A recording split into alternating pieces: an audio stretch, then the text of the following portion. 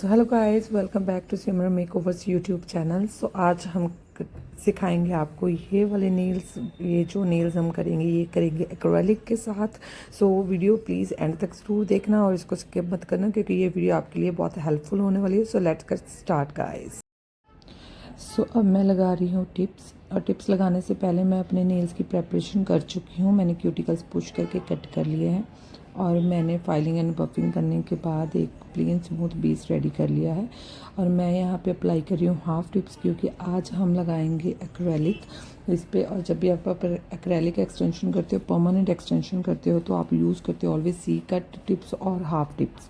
So full tips कभी भी use नहीं करनी है अगर आप कर रहे हो परमानेंट एक्सटेंशन।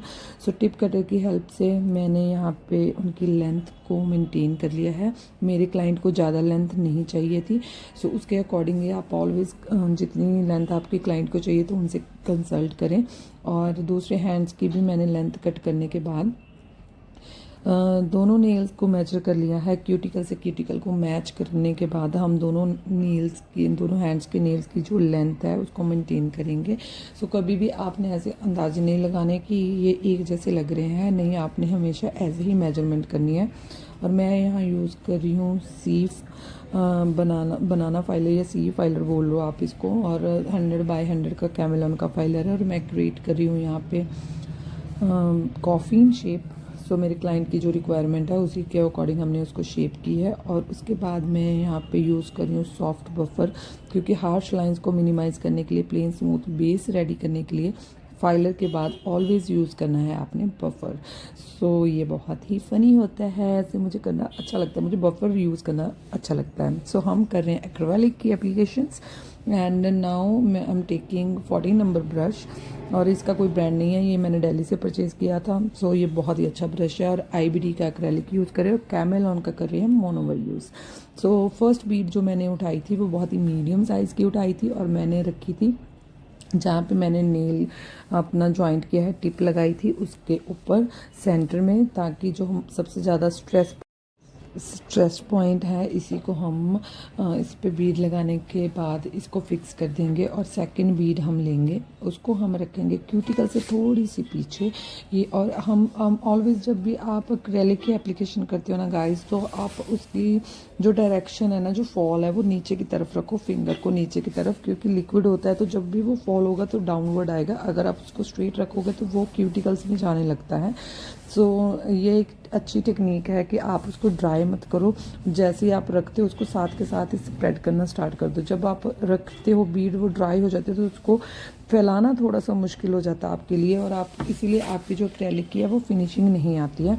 सो ऐसे ही 1 बाय 1 हम सारी फिंगर्स के ऊपर एक्रेलिक की एप्लीकेशन कर लेंगे। और ज़्यादा मोटा एक्रेलिक नहीं लगाना है आपने, क्योंकि इसकी मर्जिंग फिर आपको उतनी ही करनी पड़ेगी। बस आपने बहुत ही नीट एंड क्लीन एक्रेलिक लगाना है। सो इसकी टेक्निक यही है कि आप छोटी छोटी बीट्स लो। अगर आप बिगिनर्स हो, अगर आप 1 और 2 बीट्स में उसकी एप्लीकेशन फिनिशिंग नहीं कर पाते हो तो आप 2 to 3 4 बीट्स के अंदर उसकी फिनिशिंग करें, ताकि आपको एक्रेलिक को हैंडल करना आ जाए। जब आपको एक्रेलिक को हैंडल करना आ जाएगा तो आप 1 और 2 बीट्स में भी उसकी फिनिशिंग को दे सकते हो। तो ऐसे ही सारी फिंगर्स के ऊपर हमने एक्रेलिक कर लिया है। एंड उसको क्योर करने के बाद, ड्राई होने के बाद मैं उसकी कर रही हूँ मर्जिंग। प्रोडक्ट की मर्जिंग करना बहुत बहुत बहुत ही इंपॉर्टेंट है, क्योंकि जितना भी आपका आर्ट अब निकल के आएगा और इसकी फिनिशिंग निकल के आएगी वो सारी आपकी मर्जिंग से आएगी। सो मेन जो पॉइंट है वो है सारे आपने क्यूटिकल एरिया को अच्छे से मर्ज करना है। अगर आपने क्यूटिकल एरिया से अच्छे से मर्ज नहीं किया तो प्रोडक्ट मोटा रह जाता है और उसकी लिफ्टिंग हो जाती है। और सारी मर्जिंग करने के बाद मैंने सॉफ्ट बफर किया अगेन, एंड मैं अप्लाई कर रही हूँ पेंट। सो मेरे क्लाइंट को ये कलर अच्छा लगा था और उनके हाथों पे बहुत ही प्यारा लग रहा था। और समटाइम ऐसा होता है कि कई बार हम ये कलर मैंने बहुत कम यूज़ किया है, बट आज मैंने लगाया तो आई रियली लाइक इट, बहुत प्यारा लग रहा था मुझे। बट आप भी मुझे बताना कि आपको ये कलर कैसा लगा। मेरा क्लाइंट तो बहुत ही ज़्यादा सेटिस्फाइड था कि उसको बहुत अच्छा लगा ये कलर, और हम ऐसे ही इसकी एप्लीकेशन कर रहे हैं। सो क्यूटिकल्स में पेंट नहीं डालना है गाइस, मैं हर वीडियो में बोलती हूँ। नेल वॉल्स में बिल्कुल भी पेंट नहीं डालना है, क्योंकि उससे आपकी फिनिशिंग ख़राब हो जाएगी। आपने वहीं पे पेंट लगाना है जहाँ जहाँ पे आपने प्रोडक्ट लगाया है। और आप जब भी एप्लीकेशन करते हो पेंट की तो बहुत कम प्रोडक्ट उठाओ। ऐसे नहीं सोचना कि ये बहुत पतला है, क्योंकि इसकी पेंट की जो फिनिशिंग आएगी वो डबल कोटिंग में आएगी। सो अब हम कर रहे हैं डबल कोटिंग पेंट की। सो आप देखो कि फर्स्ट के अकॉर्डिंग अब सेकंड में इसकी प्रॉपर फिनिशिंग आ गई है। उसके बाद उसको हम 60 सेकंड के लिए क्योर कराएंगे। फिर हम लगा रहे हैं एक ग्लॉसी टॉप कोड, और क्योंकि हमने फॉइल की एप्लीकेशन करनी है, सो आपने कभी भी डायरेक्ट पेंट के ऊपर फॉइल स्टिक नहीं कराना है। पेंट को 60 सेकंड क्योर करने के बाद आपने लगाना है एक ग्लॉसी टॉप कोड, और उसको आपने बिल्कुल भी क्योर नहीं कराना है। उसको आपने एज इट इज़ ही रख लेना है। और सारी फिंगर्स पे हम अप्लाई कर रहे हैं टॉप कोड। जो मैं टॉप कोड यूज़ कर रही हूँ वो विनेमे का टॉप कोड है गाइस। ये बहुत ही अच्छा टॉप कोड है, इसका स्टे बहुत अच्छा है और इसकी ग्लास लुक निकल के आती है। और यहाँ पे मैं यूज़ कर रही हूँ एक गोल्डन कलर का फॉयल, तो पिक की हेल्प से मैं उसको अपने अकॉर्डिंग क्रश कर रही हूँ।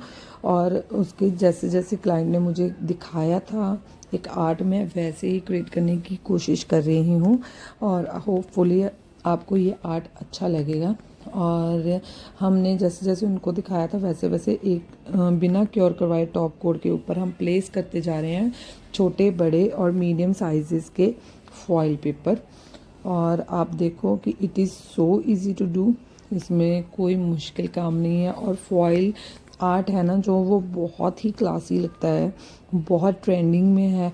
आप इसको किसी भी कम्प्लेक्शन पे दे सकते हो, उसमें बहुत सारे मल्टी कलर्स आपको मिलने वाले हैं। सो गाइस, इसको लगाने के बाद आपने फॉइल लगाने के बाद आपने इसको क्योर कर लेना है फॉर 60 सेकेंड, ताकि इसकी अच्छे से फिनिशिंग हो जाए। जब भी आप क्योरिंग करते हो ना तो याद रखो कि आपने टॉप कोड पेंट कोई भी लगाना है, बेस कोड लगाना है, तो आपको एटलीस्ट 60 सेकेंड क्योर करना है। तो आप मोर देन 60 भी कर सकते हो, बट नॉट लेस देन 60। उसको 60 सेकेंड क्योर करने के बाद अब मैं लगा रही हूँ एक IBD की क्लियर जेल। इसका रीज़न ये है कि जब भी आप फॉइल लगाते हो तो वो, जब आप ग्लिटर्स भी करते हो, कोई भी ऐसे कुछ करते हो ग्रैनुअल्स वाले वर्क, तो उसमें क्या होता है कि आपको फील होता है कि आपने कुछ लगा रखा है। सो उस क्लाइंट्स को कई बार वो पसंद नहीं आता। तो उसको इन बिल्स लुक देने के लिए आप टॉप कोड भी लगा सकते हो, बट मैं जेल प्रेफर करती हूँ क्योंकि उसकी फिनिशिंग फिर बहुत अच्छी हो जाती है। उसको हमने 120 सेकेंड क्योर किया, और 120 सेकेंड क्योर करने के बाद मैंने फिर से ग्लॉसी टॉप कोड लगाया उसके ऊपर।